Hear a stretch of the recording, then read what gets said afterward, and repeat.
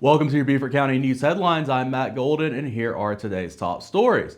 The city of Beaufort is developing 6 acres of prime property along Battery Creek into park to honor the unsung story of a remarkable group of Civil War soldiers known as the 1st South Carolina Volunteers, who made history and changed the course of the U.S. Army as the first black infantry to serve in the Civil War.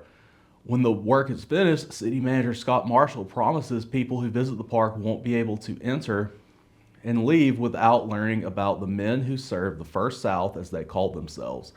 Members of the regiment who wore blue tunics and red trousers before switching to the standard Union blue was made up of recently freed slaves from area plantations on St. Helena and Lady's Island and Well Branch, who had become the first of 180,000 men of African descent to serve in the Civil War. All that happened right here in Beaufort, said City Councilman Mitch Mitchell, marveling at the city's important role in the nation's history. Mitchell, who grew up in Sheldon, said he never learned about the 1st South Carolina Volunteer accomplishments when he was attending local schools. From his perspective, the public acknowledgement of the important local and national history is long overdue for Beaufort.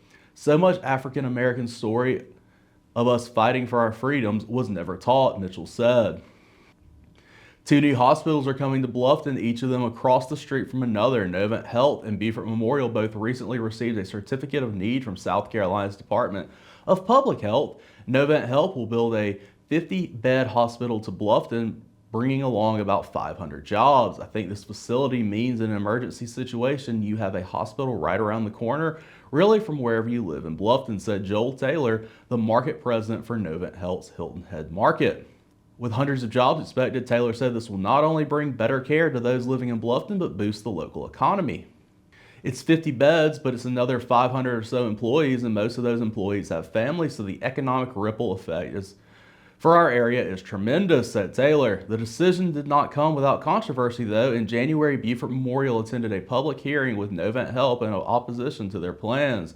The battle dates back to 2018, when Beaufort Memorial wanted to bring a hospital to Bluffton. Those plans fell through after pushback from hospitals now owned by Novant Health, like Coastal Carolina Hospital and Hilton Head Medical Center. But since the January meeting, Beaufort Memorial also received a certificate of need to add inpatient beds to their Bluffton facility, which is a site they've already started clearing. The president and CEO, writing in a statement to WTOC, we are pleased that the state has decided to award Beaufort Memorial the certificate of need for addition of inpatient beds to our Bluffton facility being built on the corner of Buckwalter and Bluffton Parkways. The addition of inpatient beds means we can look forward to building our hospital in Bluffton as originally planned, providing patients in southern Beaufort County the same patient-first, compassionate, and innovative care that we've come to know from Beaufort Memorial, close to home.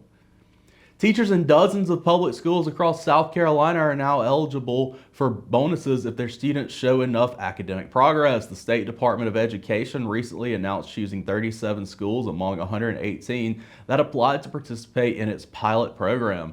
They will cumulatively receive $5 million. The size of teachers' potential bonuses is unclear. Amounts will depend on how many teachers earn them and how well their students perform. The department hopes the programs will become a statewide model for rewarding excellent teachers and keeping them in the classroom.